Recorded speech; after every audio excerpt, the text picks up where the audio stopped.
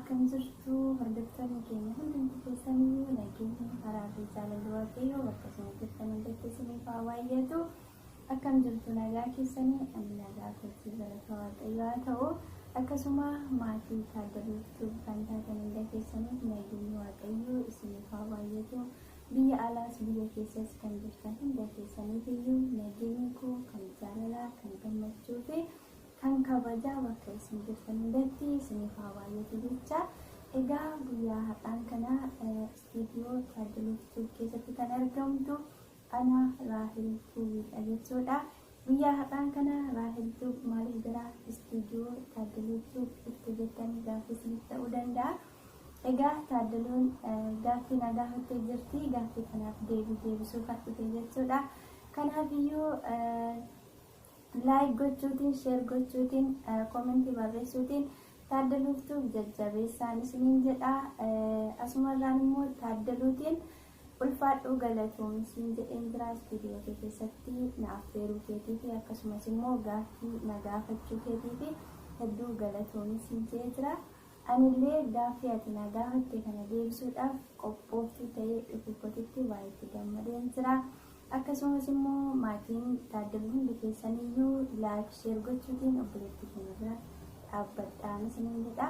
Egaa warreen mana Raahel dhufneerree mana Raahel akka dhuftan isiniin jedha.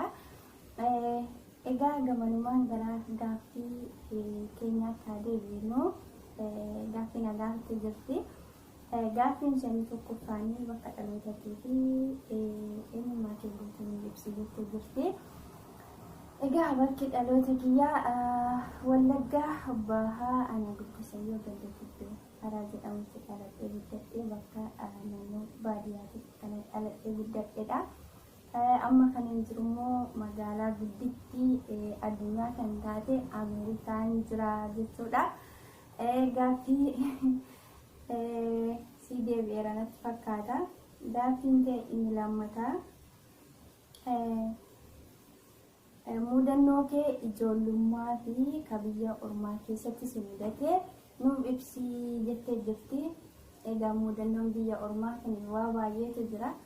Isa akkuma ta'utti dhiisnee bira dabata maaliif biyyaa tokko haasofna.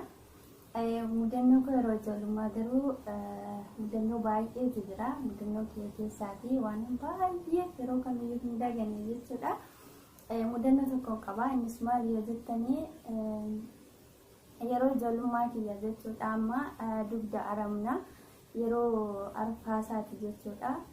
Dugda aramna ijoollee naannoo nama 10 ta'anii aramna. Guyyaa tokko maal goona dugdi kan keenya ture jechuudha. Galgalee ganamee oolme waan sadii walitti hojjenna jechuudha. Ganama kan kiyyadha ture. Ganameeni kiyya naaf aramanii guyyaa immoo oolmee bakka biraa oolle jechuudha. Bakka biraatti hojjechaa oolle. Galgaleen immoo ka siisterii kiyyaati jechuudha.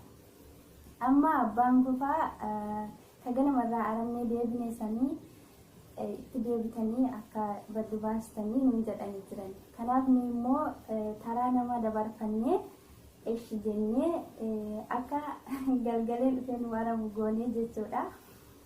Achi oolmaa kana aramaa oolleetu duratti baarakaa hin dhumnu jechuudha. Baarakaa hin dhumnu waannaa qofa dhumneetu gara galgalee keenya deemna turre. Gaafa sana garuu bokkaan akka malee duumessaa'ee dhufe jechuudha. Bokkaan roobuuf ta'e akka malee yeroo inni duumessaa'ee dhufu kana hin oolshinaa jenne. Harmeen kiyyas mana hin jirtu jechuudha. Gaafa sana harmeen gabaa deemtee jirti. Namni takka mana hin jiru jechuudha. Nuyi aramaa jirraa jirru yookaan immoo bakka horii jiru. Achi booddee nus bakka hin oolshinaa dugda kana jennee wal mari'anne jechuudha. Siisterii kodoka. Achi booda baqqaamni achi wal mari'annee dugda galgalee kana hin oolshine jechuudha. Galgalee oolshinee baarakaa uumne jechuudha. Guyyaa kaan baarakaan uumne waan ta'eef har'a garuu galgalee waan ooleefi teenyee baarakaa eeggannee hundumti keenya iyyuu baarakaa keenya uumnee deemnee jechuudha. Yeroo nuyi deebinee dhufnu abbaan koo haa mana jiru jechuudha qonnaatii dhufanii mana jiru isaan maal godhanii maalni godhanii jechuudha masistariin kona duukaan dhufne malee isheen dudduubatti na biraatti maal akka isheen haftee hin beeku ani garuu harmeen kiyya waan mana hin jirreef gabaa waan deemteefi dafee dura fiigee nan galee jechuudha dura fiigee nan galee yeroon galu isaan mana jiru yeroo kana jechuudha dugdi meerree nuun jedhanii nu gaafatanii naani sababa bokkaanii duumessaa dhufeef jennee haa oolu jennee oolchinee har'a galgaleen hin jiru jenne yeroo kana jechuudha waa tokkollee nutti hin dubbanne ani immoo laga bishaan deemuuf jechuudha laaltanii fudhattee gara lagaatti hin qajeele yeroo ani akkana manaati akkas gadi ba'uuf jiru isaan taa'aa jiru yeroo nama reebuuf jiran immoo jechuudha namni irratti hin beeku jechuudha calluma jedhanii qancee hin jira jechuudha qancee kaartiin qunnaa oolanii of jala kaatanii taa'u jechuudha yeroon achiis akkas gadi isaan bira darbuu dhaqu akkasumas harka kiyya qabatanii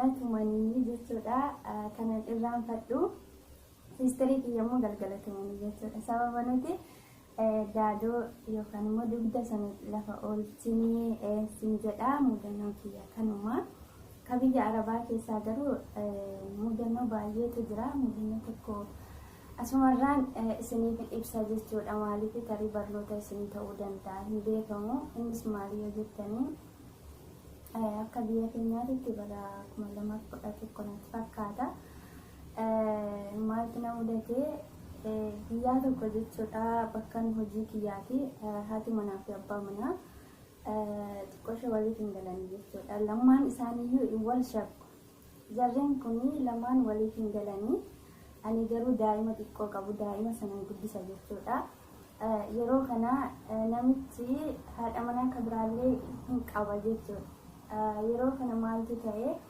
wal shakku shakkiin gidduu isaanii sana jira haati manaa mataa isheetiin deemtiinis mataa isaatiin deema jechuudha yeroo kana biyyaa tokko daa'ima fuunee deemnee bahara deemnee jechuudha akka bishaan deemnee achi daa'ima sana taphachiifnee galgala deemnee hidhuune yeroo inni deemnee dhuunee isa ooltanii jee naatiin na gaafate jechuudha namichi yeroo naatiin gaafatu laga baharii deemnee dhufneen jedhee innaa dhokee jedhe achumaa isaan bulee isaa immoo haadha manaa ishee tokko sana fidee dhufe jechuudha mana yeroo kana xiqqooshee akka walitti bu'uu wayii ta'anii achi booddee bultee isaa isheen immoo anaa fi daa'ima sana fuutee mana obbolootaan ishee deemte jechuudha yeroo isheen mana obbolootaan ishee deemtu isatti osoo hin deemte achi booda anaatiin immoo na gorsiteetti jechuudha achi deemne jettees itti hin mana obboloota koo deemne jettees itti hin yeroo ni daawwalee si gaafatu naan jettee jirti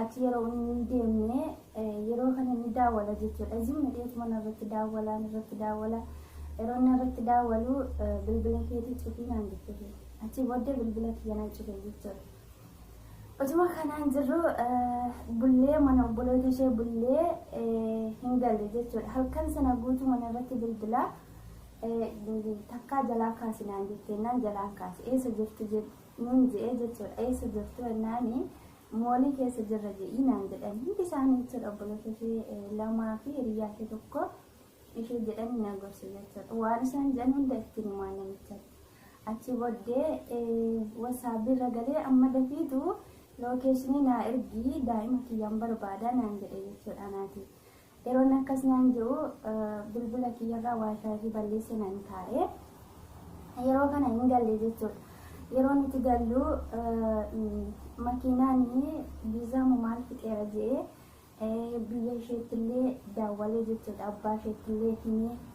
achi booda hin galle yeroo nuti deebinee gara manaatti gallu ammas bakka bultan sana baasii nama sin duukaa deeme sana baasii naan jedhe jechuudha dhugaa mudannoo baay'ee garaa na nyaatudha innaa yeroo kana nan sodaadhe jechuudha maaliif isaan hin baasiin naan jetteetti waan ta'eef nan dide baasu yeroo hunda na gaggaafate yeroo na cinqu jechuudha ishee fi ana iddoo tokkotti walitti nu waame nu gaafatee jechuudha isheen garuu hin baasiin naan jettee jirti yeroo kana anis bakka ani mana keessanii hojii dhufe malee oduu waan akkasii hin dhufne waan ta'eef ani hojii dhufee bakka isheen deemtallee hin beeku ati mana keessa bira jirti ishee gaafadhu hin jedhe jechuudha. Yeroon akka ze'uu namichi maal go'a uffata kiyyaa hundaa fuudhee shaanxaa kiyyallee fuudhee harka kiyya qabee jechuudha. Gadi na baaseetiyyuu barri isaan akka cufaatti. Mudannoon koo kana yoomillee hin daganne kanadha jechuudha. Biyya ormaa keessatti kanatu na mudatee jira isin jedhaa mudannoon kiyya dhugaa kanadha. Yeroo mudannoo sana yaadadhu waa waa'ee natti dhaga'ama. Gaaffiin sadaffaanii abbaa keetii fi haadha kee keessaa filadhu osoo siin jedhanii eenyuun filattaa naan jette. Gaaffiin kun gaaffii yeroo kutaa lama baranii tokko jechuudha. Barsiistuun nu gaafatte turte. Ani obta lamaan isaanii keessaa tokko filadhu osoo jedhanii yookaan immoo umurii keerraallee otoo hiriitiin jedhanii abbaa kiyyaa filadha jechuudha. Akkasiin jedhaa. Gaaffii inni arfaffaan immoo gaaffii inni arfaffaa jechuudha. Gosa hojii keessaa osoo maal hojjettee jaallattaa jedha. Ani hojii hin filadhu jechuudha. Hojii kamuu nan hojjedha. Yoo hojjette hojii filannootiin miti kanas hojjette jechuudha. Hojii kee keessatti barumsa illee irraa argachuu dandeessa. Akkasumas immoo namootaaf fakkeenya ta'uu dandeessa jechuudha. Maaliif yoo hojjette jijjiiramta waan ta'eef ani hojii kamiyyuu hin tuffadhu. Garuu hojii koo keessaa osoo kana hojjedhe natti tola. Kanan jiru yoo jiraate hojii daldalaan jaalladha jechuudha. Osoo daldaleeti natti tola siin jedha. Gaaffiin kee kana naaf deebi'eetu jira waan na gaafatteef hedduu galatoomi. Kanaafiyyuu asirratti xumureen jira waan na dhaggeeffattaniif hundi keessanii hedduu galatoomaa ulfaadhaan isiniin jedha. Taaddaluttuu like share gochuutiin bira dhaabbadha. Akkasuma immoo warreen mana kiyya dhumnirree irraa hedduu jechuun salchii gochuutiin qottamaatii waliif haa taanu isiniin jedha. Hundi keessanii baay'ee ulfaadha galatoomaa kabajamaan isiniin jedha. Turtii gaarii.